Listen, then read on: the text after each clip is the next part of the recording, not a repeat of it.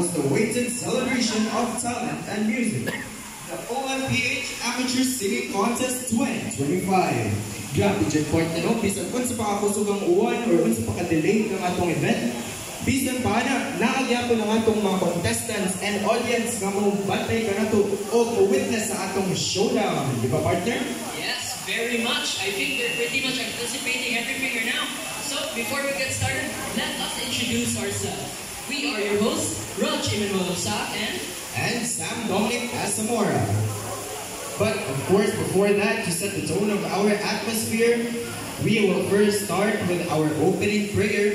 And once again, welcome to the OMPH Amateur Singing Contest, Tawag ng Tanghalan, Year 2025. This event is part of our commitment to recognize and uplift local musical talent, and we are thrilled to witness the rising stars in our community battle it out on the stage for the power of voice and song. OMPH with contestant number 1, Aaron Emmanuel from La Aldea del Mar. Palakpakan.